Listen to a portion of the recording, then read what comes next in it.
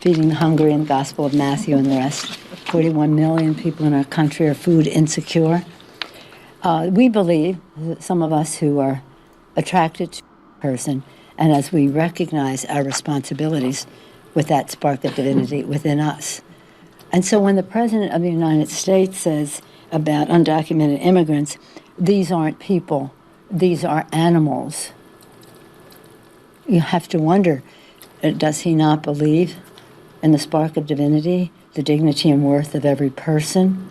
These are not people, these are animals. The President of the United States.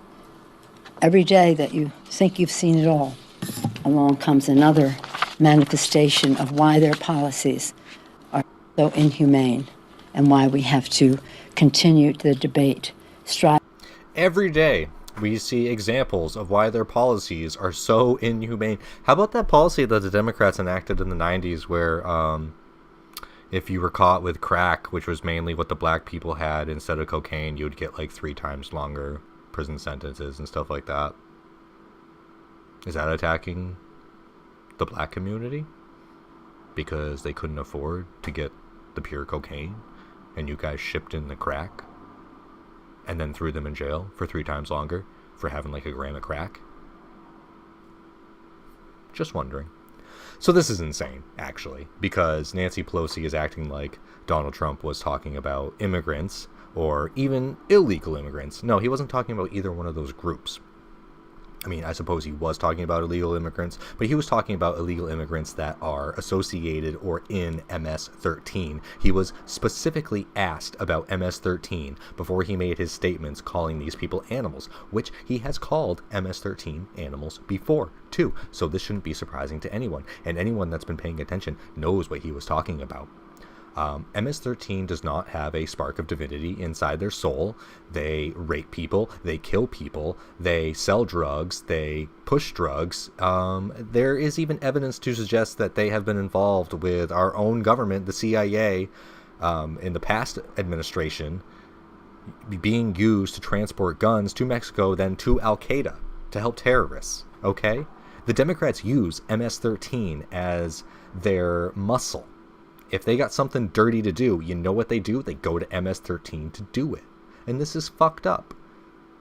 They have the blood of Americans and Mexicans on their hands. And they're going to stand here and act like Donald Trump calling MS-13 animals is some huge human rights violation when it's not. These people are not people. You know, I'm sure not every single person in MS-13 is a bloodthirsty animal hell-bent on the destruction of modern society and just getting their cut of money. I'm sure some of these people were forced into MS-13. They didn't really want to, but because of their family, their friends, whatever, they kind of felt like they had to. Or maybe they did it for the money. I mean, I'm not really going to justify killing and committing crimes and selling drugs for the sake of money, but, you know, we all do some things that we're not proud of sometimes when we feel like our backs are against the wall.